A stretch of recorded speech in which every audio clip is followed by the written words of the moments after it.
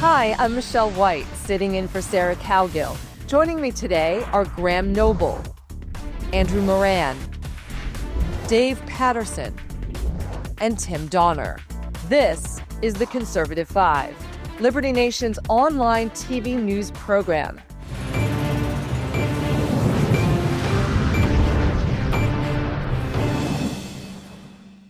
The ambush shooting of two American soldiers on American soil that killed Army National Guard Sarah Beckstrom and left her partner, Andrew Wolfe, fighting for his life has shocked the nation. President Trump reacted by closing down immigration from third world countries. He's also acted swiftly to pause asylum applications and all visas for Afghan nationals. Trump posted on Truth Social the Immigration and Nationality Act, Section 212F, which says, whenever the president finds that the entry of any aliens or any class of aliens into the United States would be detrimental to the interests of the United States, he may, by proclamation, and for such period as he shall deem necessary, suspend the entry of all aliens or any class of aliens as immigrants or non-immigrants, or impose on the entry of aliens any restrictions he may deem to be appropriate. Let's bring in our panel now. Dave, is this law bulletproof from the leftist lunatics who will likely sue and the leftist activist judges who have blocked many of Trump's orders? Well, I think the question is, can President Trump rely on the Immigration and Nationality Act, as you've stated, to halt or significantly curtail immigration from designated non-Western countries? The short answer is yes. Yes, he can.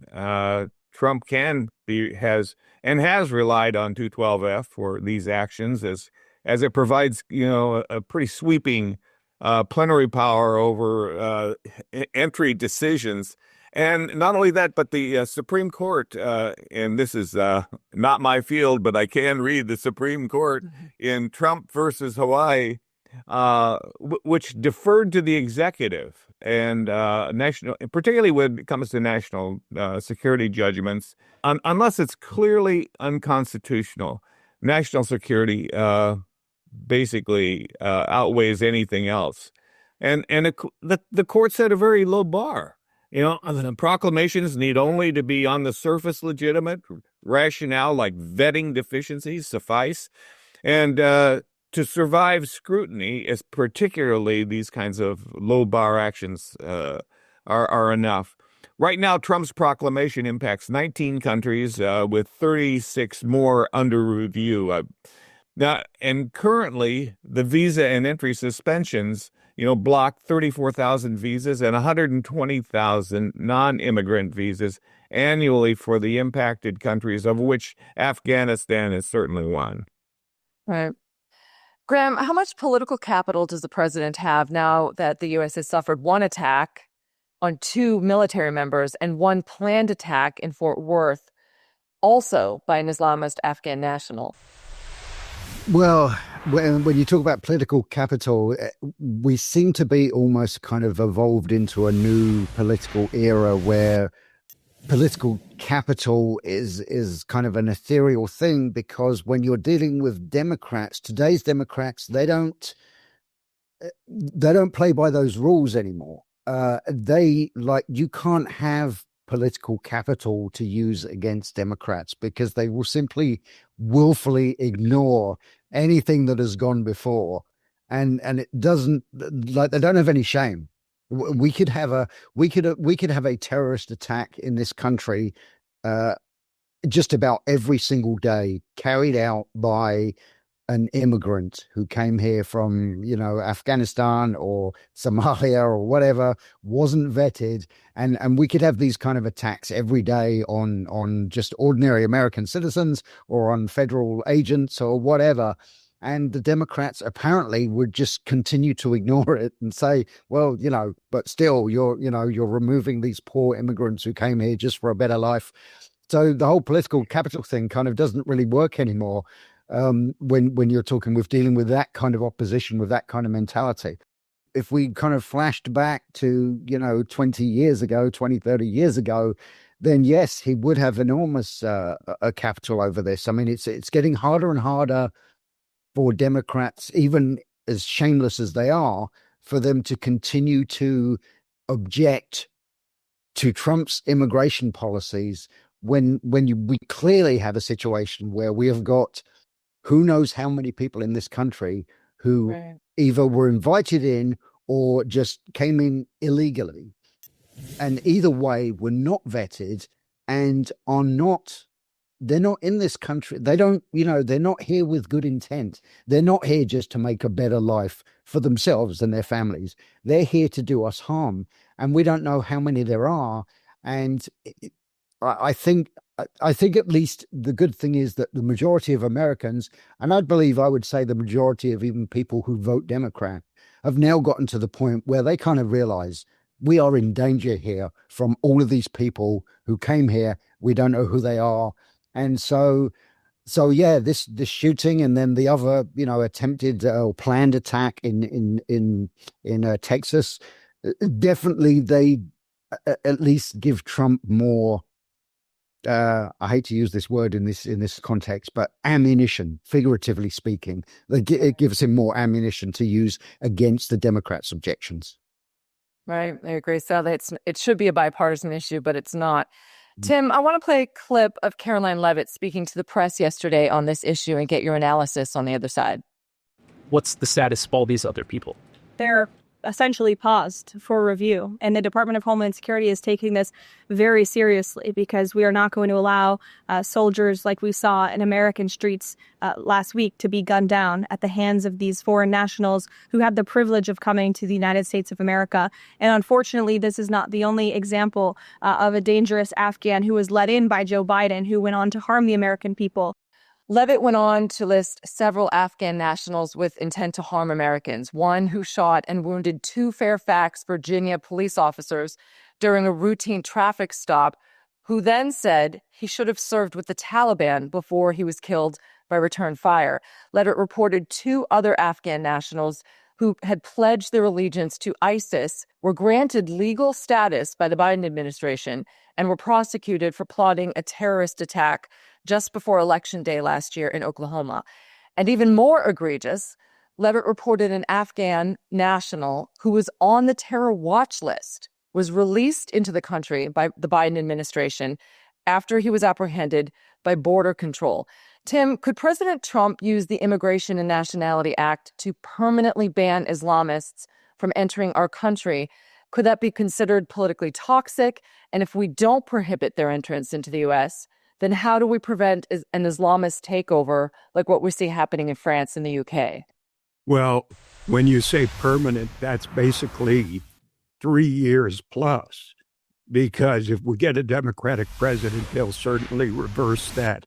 But this takes us back to the days of the Muslim ban that Trump proposed during his first term, and he set off all kinds of alarm bells on the left because he was willing essentially to call a spade and say that the biggest problem we have here in terms of foreigners is terrorism, specifically Islamist terrorism.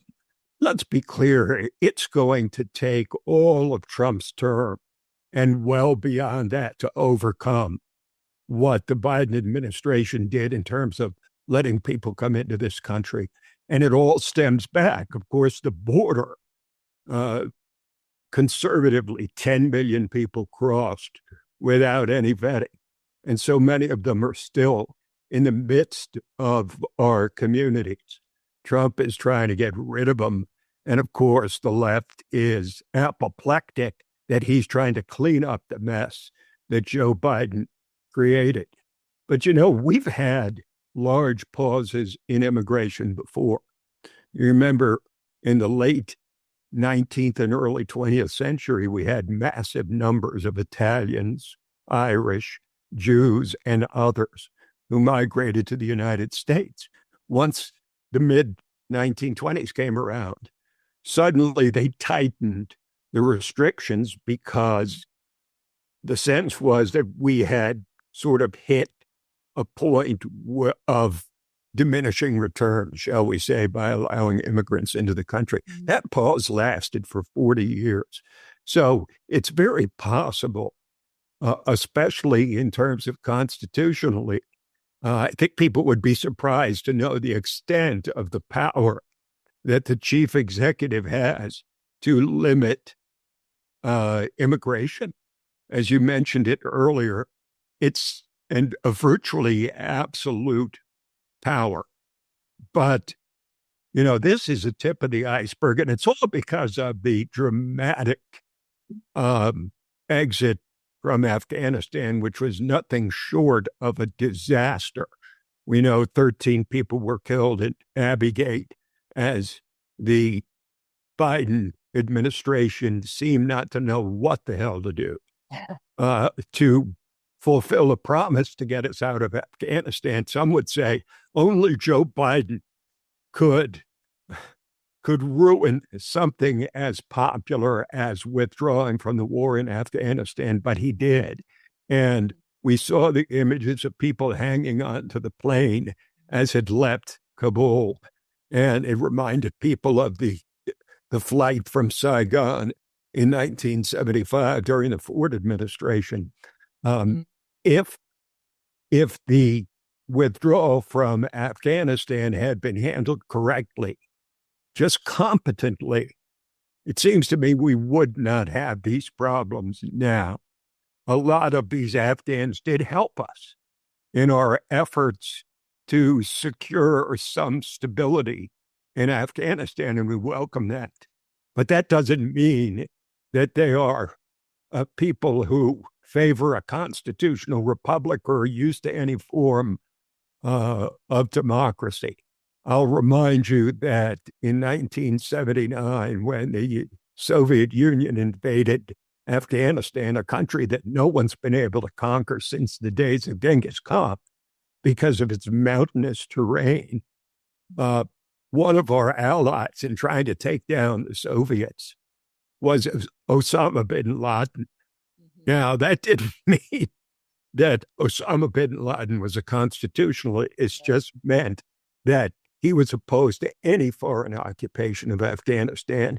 And you saw what he was able to do on September 11th. So let's not confuse foreigners who are willing to help us in a time of war or instability with people who will necessarily be assets to the United States if we bring them here.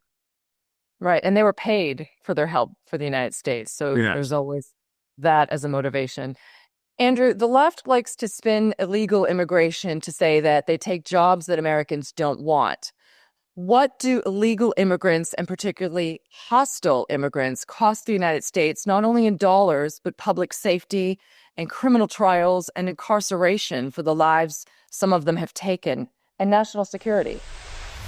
Sorry, Michelle, I always do this to Sarah, but I just want to tackle a couple of points before I answer your question. One is that this whole immigration issue, it connects to three issues. Sorry, Dave, I'm going to complain about regime change wars. That contributes to this problem. The open border policy of the previous administration, that contributes to the problem. And also the replacement level. Tim's talking about Calvin Coolidge's policies, mid-1920s. People were having children back then. Today, we are not having children. Therefore, we're depending on immigrants. Now, excuse me, to answer your question, Miss White, the common study that people refer to shows that the net annual fiscal cost of legal immigration is about $150 billion. This includes all the things you were talking about: law enforcement, shelters, education, etc. I remember Jerry Nadler last year, he was in Congress and he was saying how we need illegal immigrants to pick up rotting produce. Now, the problem with that is that if you look at this year's Bureau of Labor Statistics employment data, I wrote about this for LibertyNation.com. If you look at all the numbers, all the new jobs that have been added, they've gone to American citizens. U.S.-born individuals are getting all these jobs. And foreign-born people, particularly illegals, they're not getting any jobs at all. And what are the jobs that Americans are getting? They're getting the very jobs that leftists say that they won't take, that illegals have to do. We're talking about warehousing, we're talking about construction, we're talking about leisure and hospitality. So it's still early, of course, in Trump's immigration agenda and his economic agenda, but the numbers are showing that Americans are doing the very jobs that many people said they wouldn't do. So I just want to find very fascinating. I mean, yeah, the U.S. government data has been delayed because of the shutdown, but from up until from January to September, you're seeing that U.S.-born individuals are working and getting the jobs. Immigration was Trump's signature campaign issue and the top issue for many of the nearly 80 million Americans who elected him. As more violent attacks happen to Americans at the hands of illegal or hostile immigrants, Trump appears ready to tamp down the violence as best he can.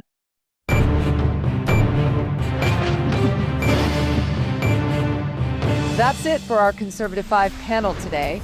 Check out our other C5 shows and segments on your favorite video platform. YouTube, Vimeo, Rumble, we're on all of them. As well as Liberty Nation News has its own Roku channel, where you can see all of our TV productions. Stop by and see our new aggregate polling operation, The Public Square. I'm your host, Michelle White, sitting in for Sarah Cowgill. Thank you for joining us today. Get your fix of free thinking and free speech at libertynation.com.